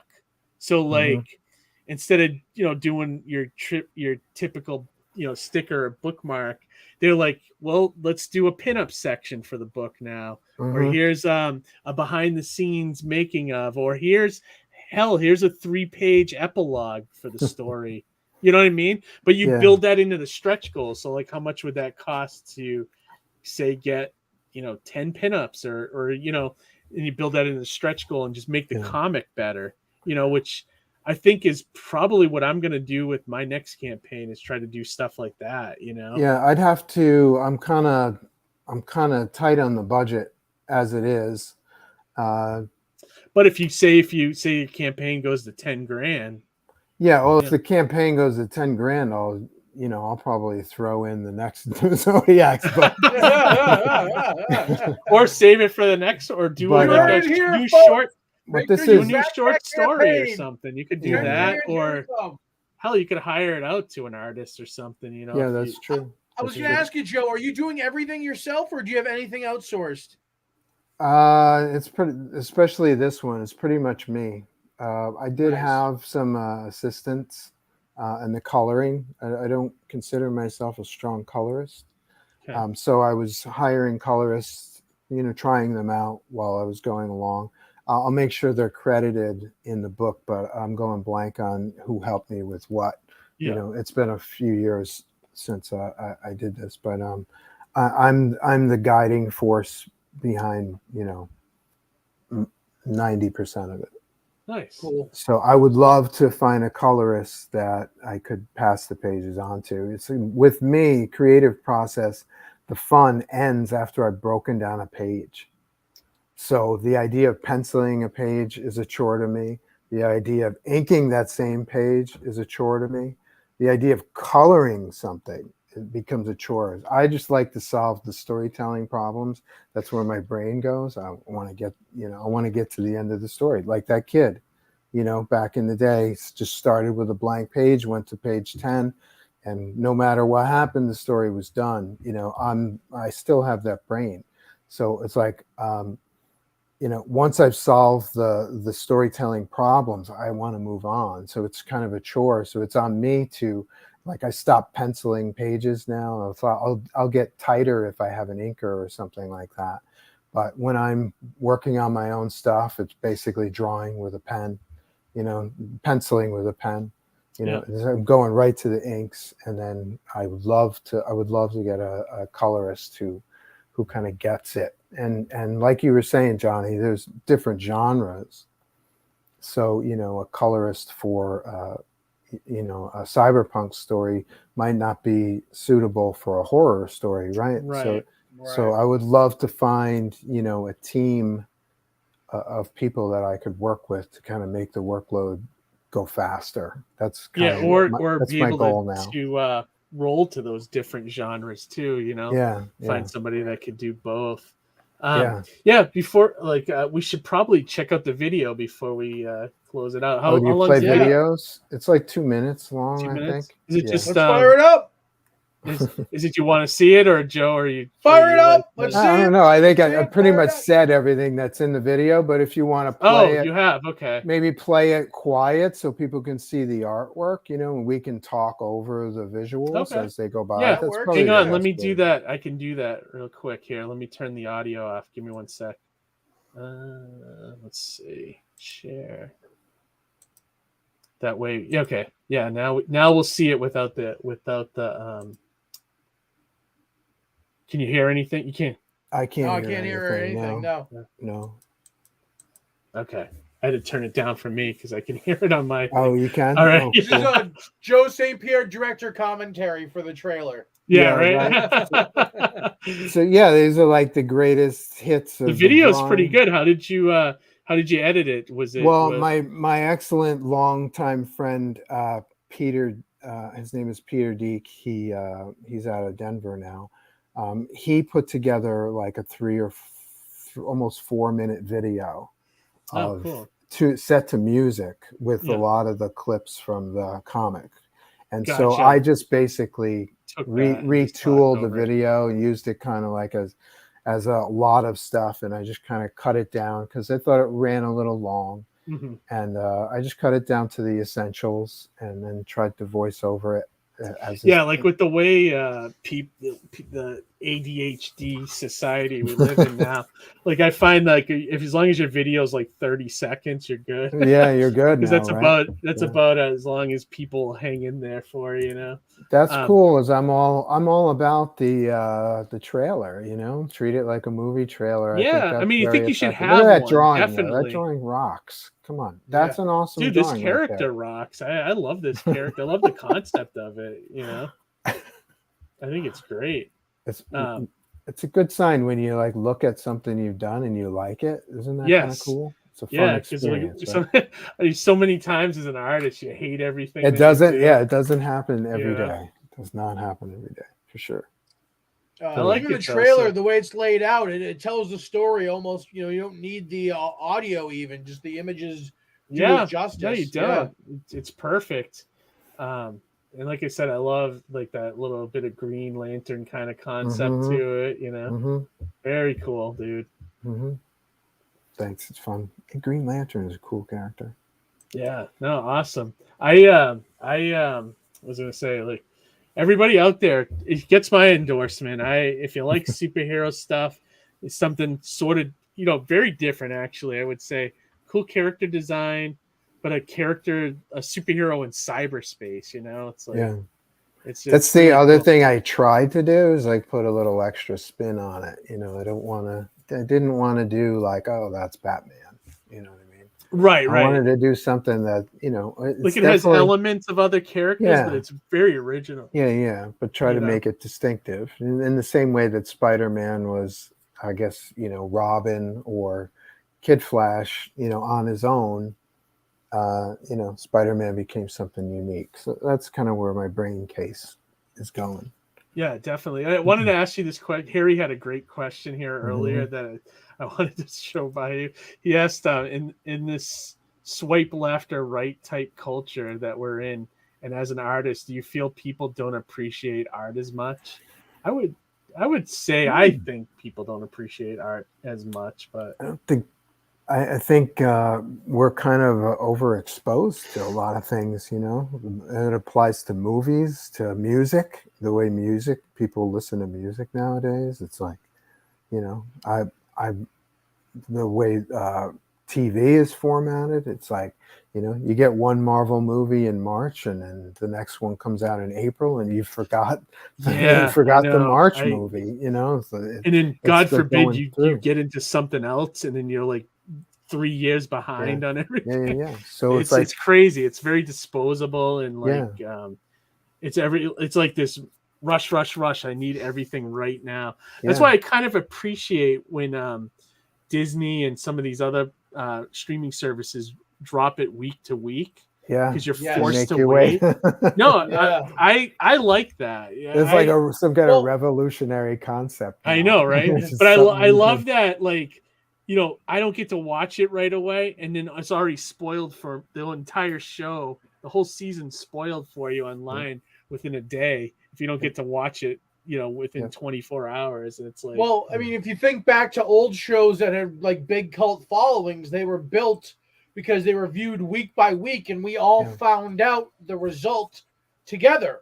Now it's like you were watching Netflix and somebody binges Daredevil or whatever, and then they're at episode 8 and you're episode 2, and you really can't talk about it at great lengths. Whereas like, like Lost, when that was on, like week by week, people were at the water cooler going like, what's the smoke monster? What's this mean? What's that mean? Right. And, like it promoted a conversation. So, in one ways, binging and it all being available at once is nice when you want to have a weekend inside or whatever. But, it's tough to build that fan base and that thing when it's, not metered out accordingly. Right.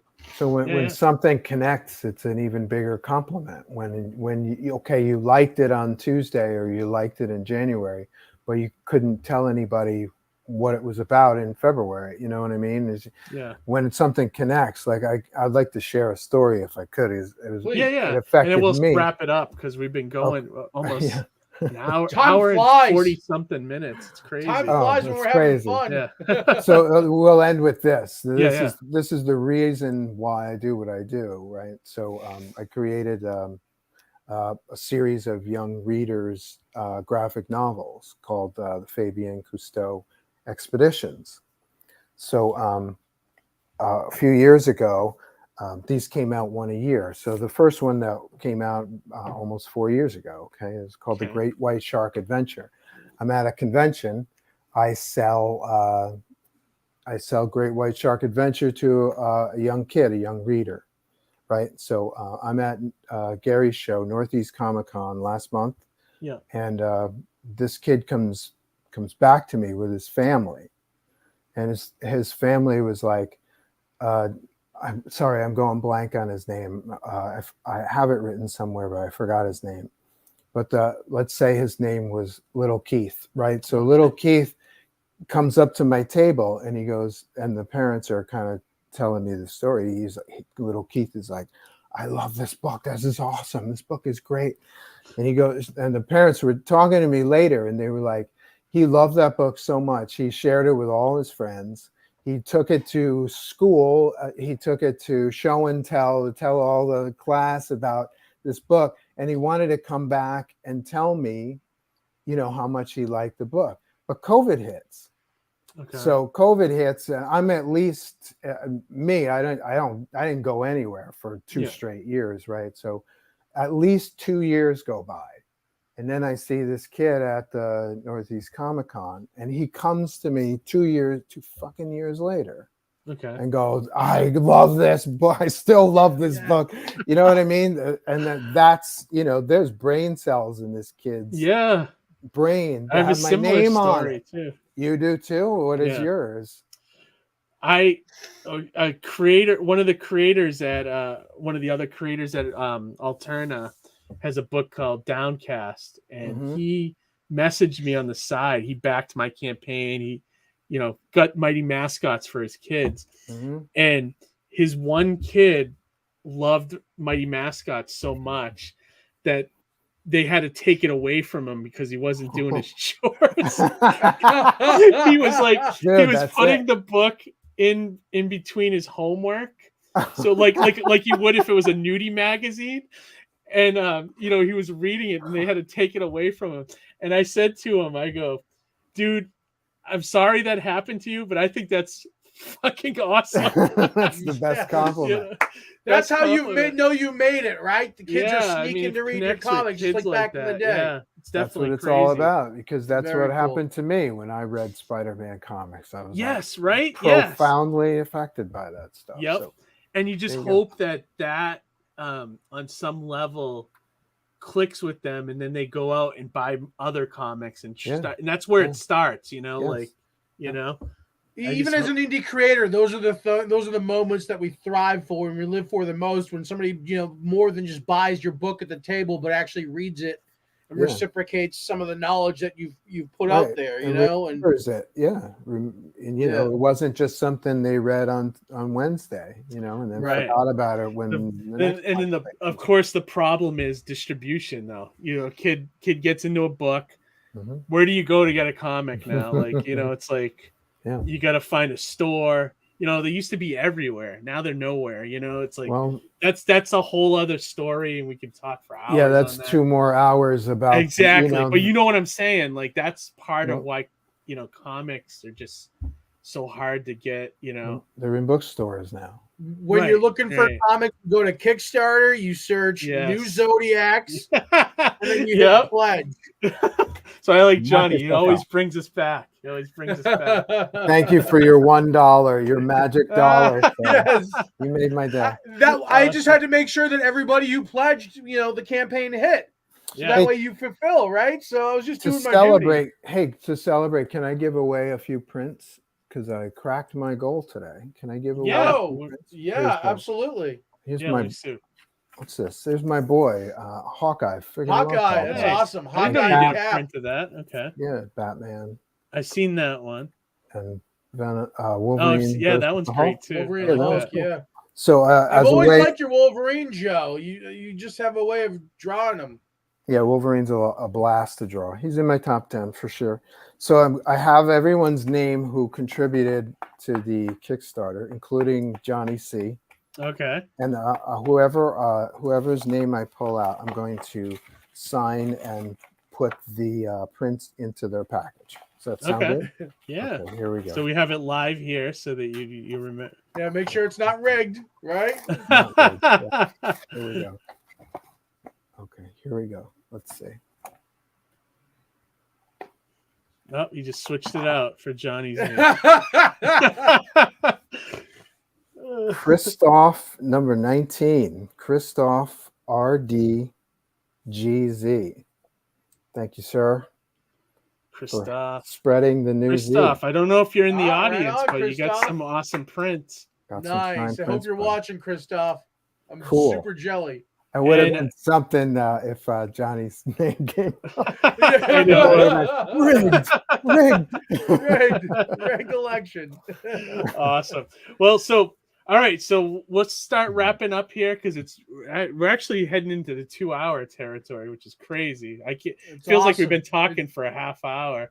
I know, right? We could talk all night. Yeah, no, but it was a good conversation. I think we talked about a lot of cool stuff. More often than not, when we're all together at shows, we're kind of tied to our tables, so we get maybe like a half hour. You're right. This is like an after con dinner kind of conversation. Yeah, you know? For real. Well said. So, Joe, anything you want to tell the audience that we haven't talked about besides the campaign, where people can find you, social media, things like that? If you go to newzodiacs.com, that has a link to the Kickstarter, and it also has my social media stuff. Okay. I'm also So everybody can go there and follow you on wherever wherever you are. Okay. Yep. That's probably the best place to do it. Gotcha. Okay. Johnny, fun. anything going on in your neck of the woods you want to mention before we wrap up? Nothing particularly. I'm still getting surrounded by death situated in terms of fulfillment. Oh, okay. Yep. Joe's got a very, very early copy Rare of issue version, number yeah. 1. I got my first page or part of a first page for issue 3. So that's started. look at Wow. this. He's got the CCP Comics version of Sartana. Wow. I actually was with CCP Comics before I broke off and took that book. Oh, look at that. He's got swamped. Wow. Wow. He's got all of our Kid stuff. Switch is in there, right? It's got to be. What's that? Kid What- Switch? No? Kid Switch. I have a Somewhere. comic book called Kid Switch. Yeah, that's Keith's. That's That's my favorite book of Keith's is Kid Switch. Oh, is it Oh, is really? it? I Yeah. want to get back and finish that at some point, but Mighty Mascots is taking over everything. It reminds me I of think Kirkman's Mascots Tech is Jacket. That's true. Yeah, it is very tech jacket. Oh, can I make a plot request for Mighty Mascots? Yeah. Let me hear When it. you were a kid, did you ever have you ate multiple cereals? You know, you had them on the shelf at once, right? It wasn't just Trix or Cocoa Right. Puffs. You had 4 or 5 of them. Yeah. Did you ever have like little bits, not enough for a full bowl of each And one? then you add Trix, some of and the so other you add ones. Trix with Cocoa Puffs and Frosted I've done Flakes. that. Yeah, I've done So you that. got to do like the super adaptoid of the Mighty Mascots. Oh, that's a great You know, idea. it's the mashup, Great. the mashup of all the cereals. Oh, I like into that. one. Like we used to do the monster cereals, the real Yeah. Monster Mash when we used to Yes. mix it all together, you know. Yeah. I'll call it the Monster Mash. There you Yeah. go. I Yeah, love that. could There you steal go. that. That's a Okay. great French idea. I didn't even itself. think about that. The super adaptoid. That's awesome. That's so cool.